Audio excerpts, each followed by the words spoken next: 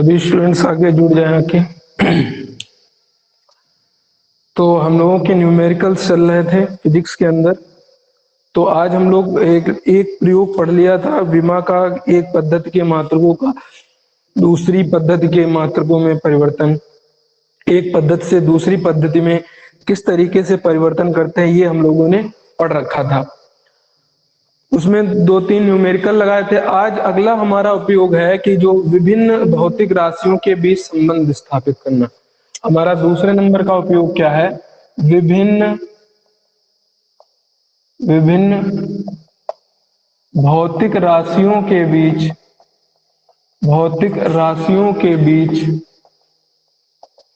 संबंध स्थापित करना।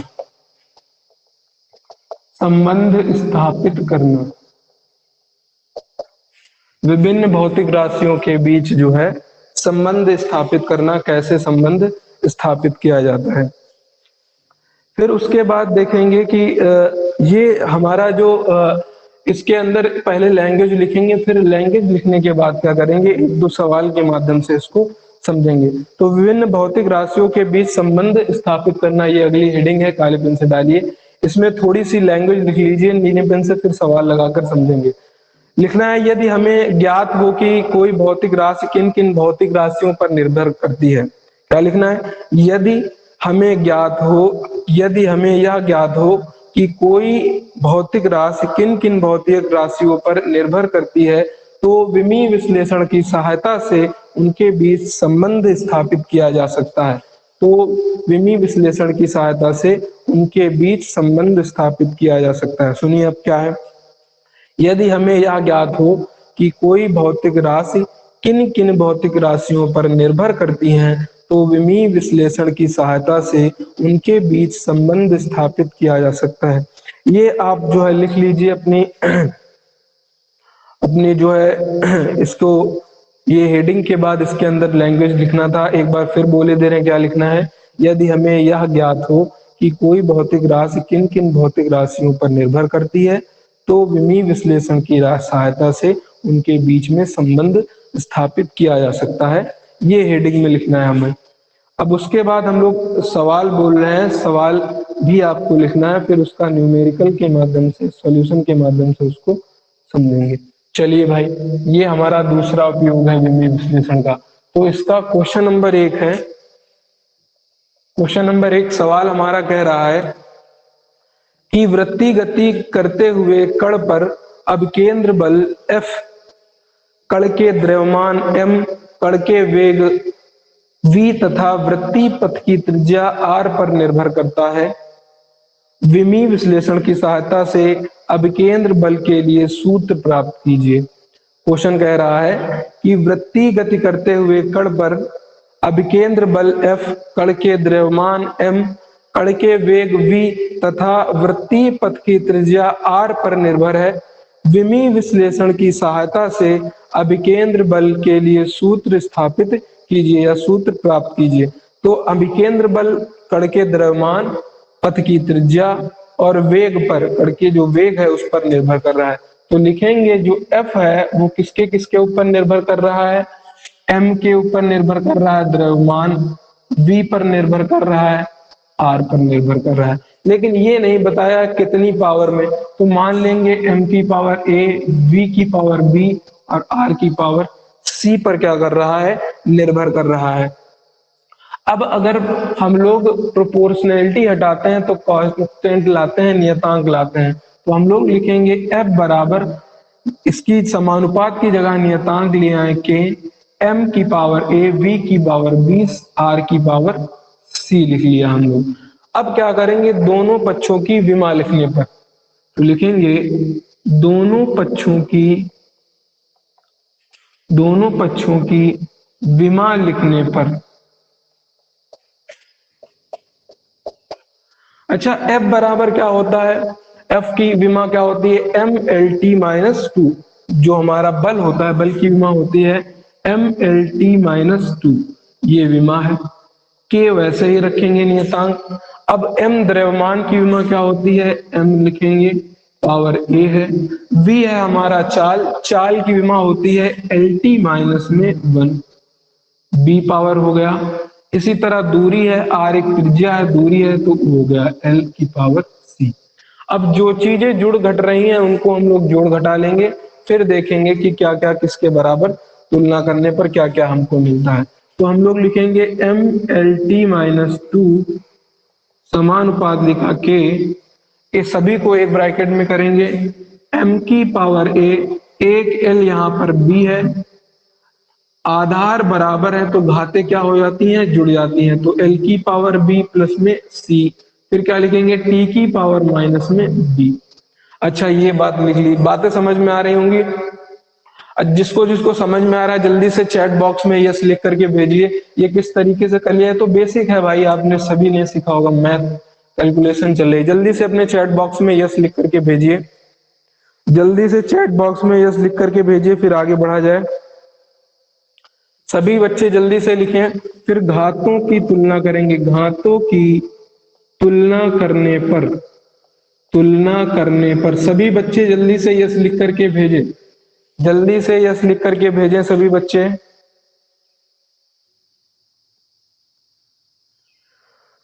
आगे बढ़ रहे हैं हम लोग जल्दी से जल्दी, समझ में आ रहा होगा सभी को।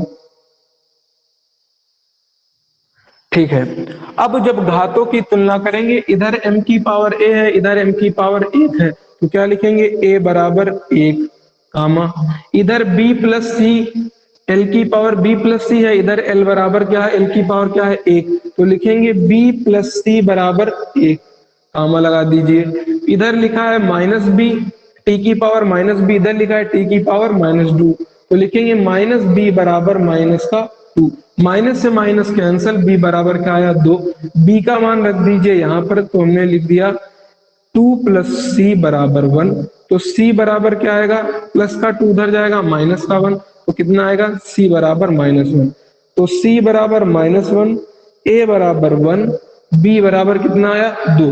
घातों की अगर हम लोग तुलना करते हैं तो ए बराबर क्या आया 1, सी बराबर -1 और बी बराबर आया है 2। अब जब एबीसी के मान आ गए हैं, अब यही एबीसी के मान उठाकर कहाँ रख देंगे, इस वाली समीकरण में, तो इसका नाम दे दिया हम लोगों ने ए।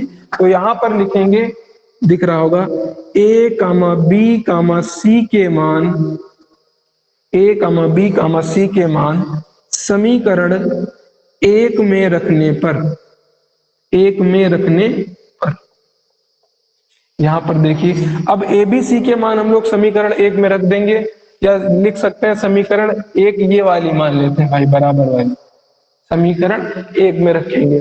तो एफ बराबर के दिया हुआ है, एम की पावर कितनी दी है भैया एम, ए का मान कितना दिया है 1 दिया है, फिर क्या दिया है वी की पावर बी है, बी का मान कितना निकल के आया 2, तो लिखेंगे वी की पावर 2 यानी स्क्वायर।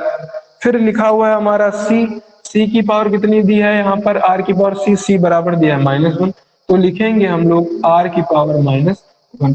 अब m बराबर के, m की पावर 1 वी स्क्वायर, फिर आया आर की पावर -1। अब इसको सही से लिख लेंगे, m बराबर K M V square, power में 1 लिखो चाहे ना लिखो कोई फर्क नहीं पड़ता, आर की पावर -1 है नीचे ले जाएंगे, तो अभिकेंद्र बराबर बल बराबर क्या हो गया, एफ बराबर K M V square by R. ये भाई हमारा सिद्ध हो गया आंसर कि जो है हमारा किन किन बातों पर जो है संतुलित करता है। तो हमारा सूत्र निकल के आ गया अभिकेंद्र बल का, एफ बराबर K M V square by are.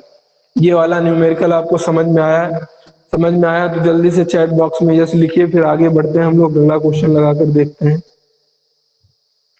जल्दी से भाई लिखिए सभी बच्चे, जल्दी जल्दी लिखिए, फिर आगे बढ़ते हैं, टाइम कम है और स्टूडेंट्स बहुत कम जुड़ रहे हैं। जितने भी क्लासमेट्स हैं सबसे बता दीजिए, अब लाइव चला करेगी हर एक क्लास, तो जुड़ जाइए आगे जल्दी से जल्दी।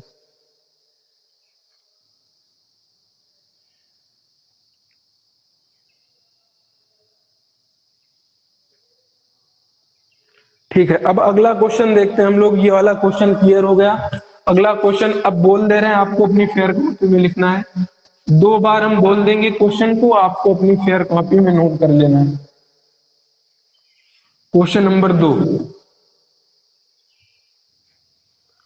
क्वेश्चन नंबर 2 हमारा क्या कह रहा है, क्वेश्चन नंबर 2 कह रहा है, सुनिए अच्छे से, सरल आवर्त गति करते हुए सरल लोलक का आवर्त काल t, लोलक का द्रव्यमान m, लोलक की लंबाई l तथा गुरुत्वीय त्वरण g पर निर्भर करता है।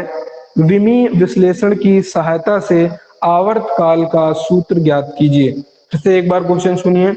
सरल आवर्त गति करते हुए सरल लोलक का आवर्त काल t, लोलक के द्रव्यमान m, लोलक की लंबाई l तथा गुरुत्वीय त्वरण g पर निर्भर करता है।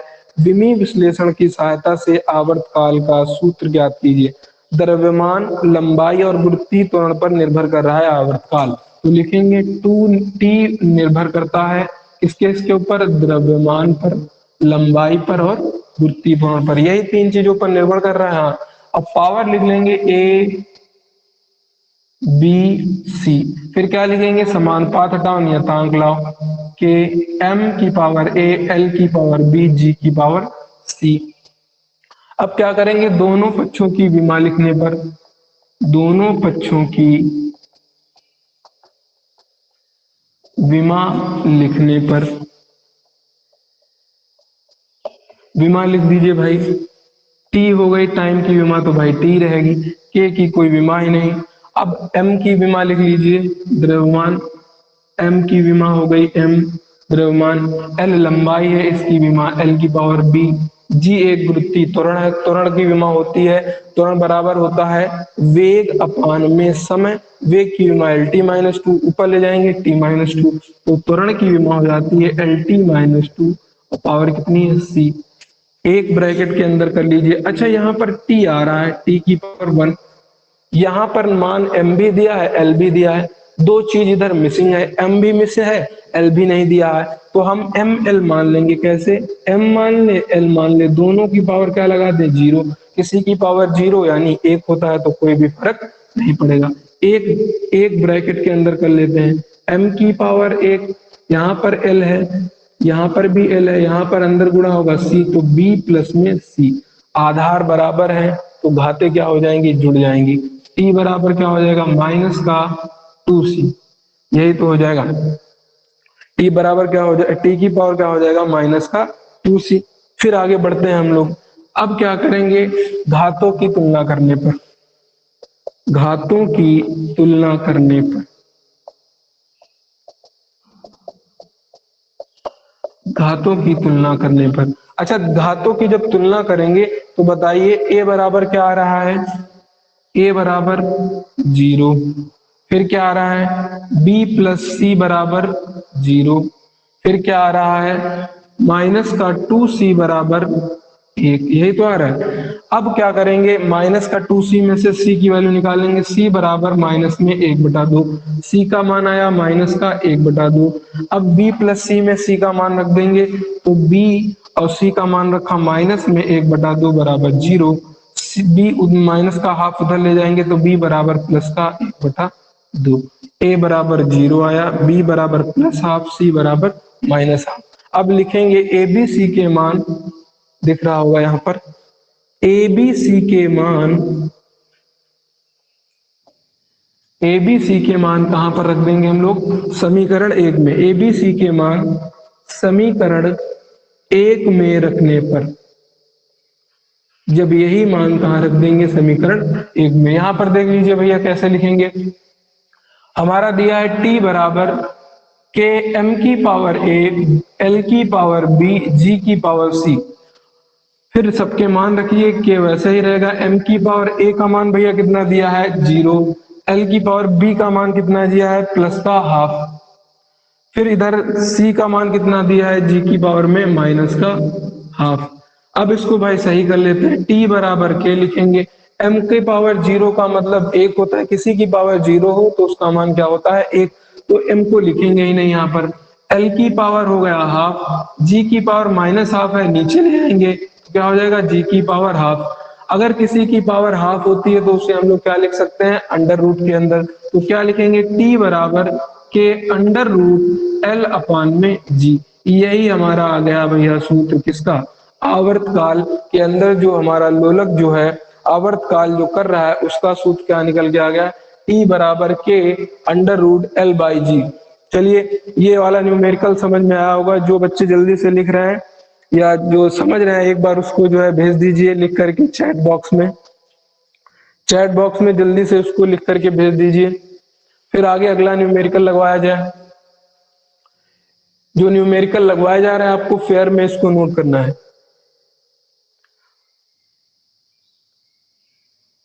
क्वेश्चन समझ में आ गया होगा, जल्दी से इसको नोट करिए, चैट बॉक्स में यस लिख करके भेजिए। आगे अगला सवाल बोलते हैं।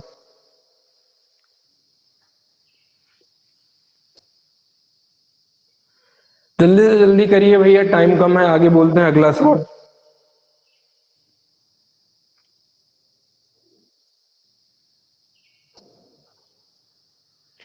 जल्दी से जल्दी करिए भाई चैट।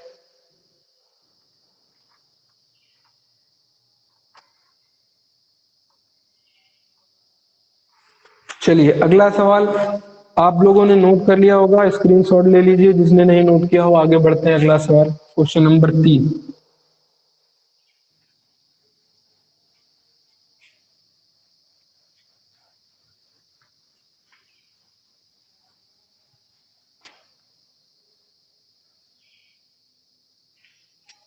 क्वेश्चन नंबर 3 देखिए।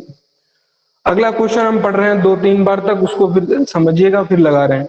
लिखा है स्वतंत्रता पूर्वक गिरते हुए कण का वेग v गुरुत्वीय त्वरण g तथा ऊंचाई h पर निर्भर करता है।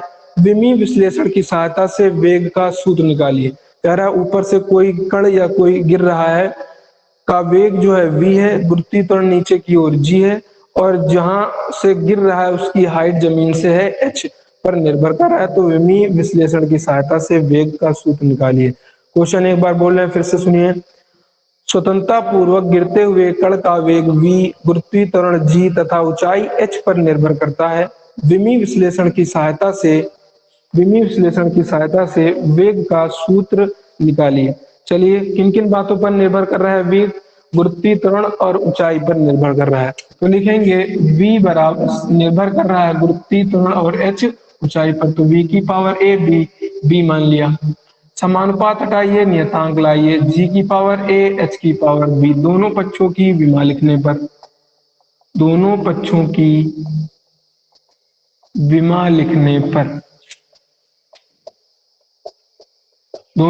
की विमा लिखिए। क्या लिखेंगे? v एक वेग है, lt माइनस 1 बराबर k, गुरुत्वीय त्वरण एक प्रकार का त्वरण है तो lt माइनस 2 की पावर a, h एक प्रकार की लंबाई है तो l की पावर b। इसको जल्दी से देखिए एक बार, इंक थोड़ा बढ़ा लें, दिख नहीं रहा होगा। बाकी जो बच्चे कर रहे हैं वो सॉल्व करके जल्दी से आंसर बताएं हमको। आंसर कमेंट बॉक्स में लिख करके भेजें जल्दी से करके।